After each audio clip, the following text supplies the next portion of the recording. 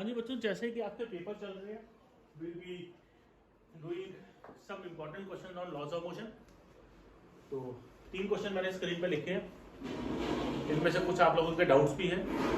पहले इसको फ्री जैसे आप रेगुलर मेथड से इसको ट्राई करते हो ट्राई करो, और नहीं होते तो फिर आप इसके सॉल्यूशन में देखना। तो पहले स्क्रीन को फ्रीज करके आपने इसको ट्राई करना है।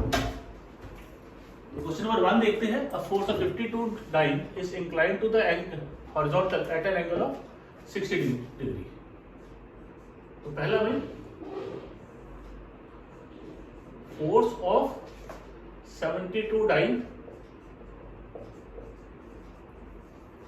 Is inclined to the horizontal at an angle of 60 degree.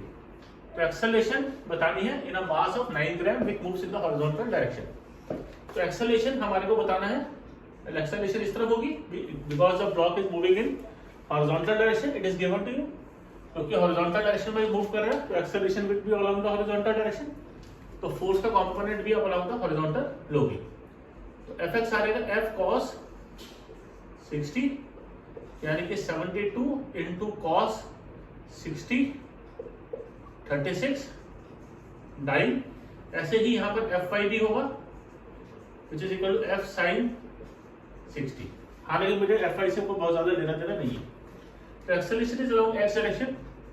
तो एफ एक्स क्या रहेगा mass into acceleration along x direction. This is 36, mass is 9 gram, acceleration along x direction. तो acceleration along x direction is 4 centimetre per second square. तो एक first question हो गया। इसके बाद फ्रीज करके इसको नोट करो, उसका सेकंड क्वेश्चन देखेंगे।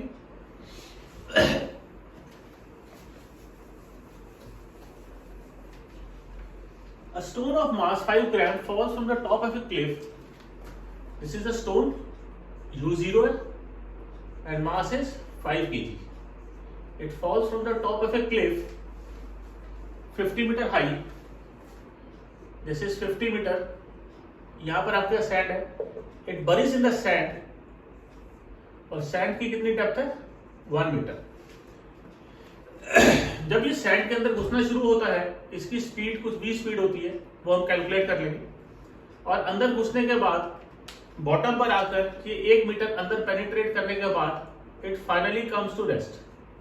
तो ये स्पीड में वी डैश ले लेता हूं। तो वी डैश मुझे कैलकुलेट करना पड़ेगा क्योंकि average resistance offered by the sand. सबसे पहले तो मैं यहां पर फॉर्मूला लगाता हूं v square minus u square is equal to 2gh। Final velocity इस पॉइंट पे मेरी v डैश है तो इट इज v डैश स्क्वायर। तो v डैश का स्क्वायर u तो 0 है, 2g 10 है और हाइट इज 50 मीटर तो इट इज 1000। तो v डैश का स्क्वायर इज 1000।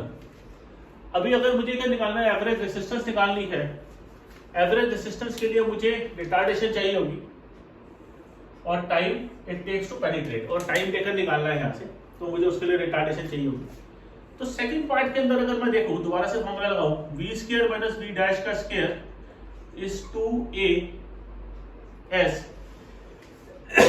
यहां पर एक्सेलरेशन विल बी डिफरेंट क्योंकि पेनिट्रेट कर रहा है, तो एक्सेलरेशन जो रिटार्डेशन होगी वो ग्रेविटी नहीं है, वो सैंड की रेजिस्टेंस है।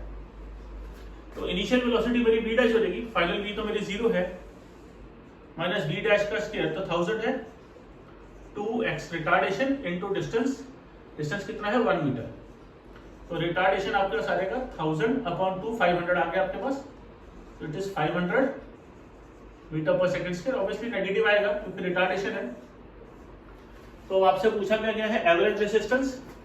तो average resistance will be equal to mass into retardation. मैं यही रब कर देता हूं ऊपर वाला क्वेश्चन क्योंकि हमारा हो चुका है। तो हमारे पास जो एवरेज रेजिस्टेंस है, average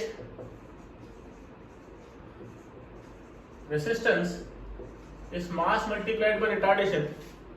so mass here is 5 kg और रिटार्डेशन हमने 500 निकाला है।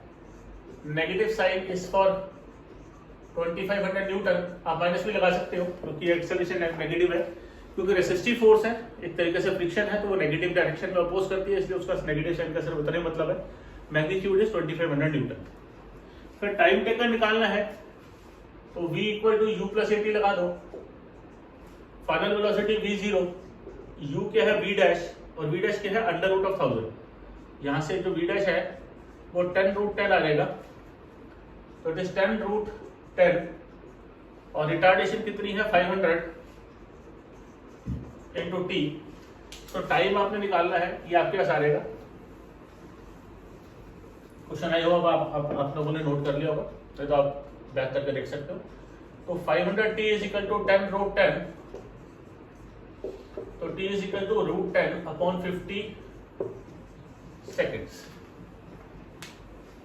ठीक है जी, ये क्वेश्चन नंबर 2 था। सॉरी, क्वेश्चन नंबर नहीं लिखा मैंने, सॉल्यूशन नंबर 2 नोट करो फ्रीज करके। थर्ड क्वेश्चन को ट्राई करो।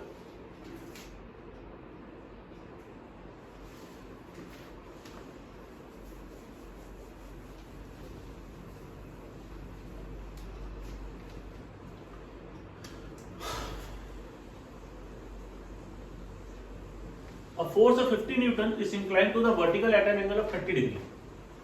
Now the force is 50 Newton, vertical के साथ एंगल 30 डिग्री, तो हॉरिजॉन्टल के साथ angle 60 degree. Acceleration in produce in the horizontal direction, तो मुझे उसके लिए फोर्स कौन सा चाहिए, हॉरिजॉन्टल वाला चाहिए, which is F cos 60, 50 into cos 60 यानी कि 25 न्यूटन।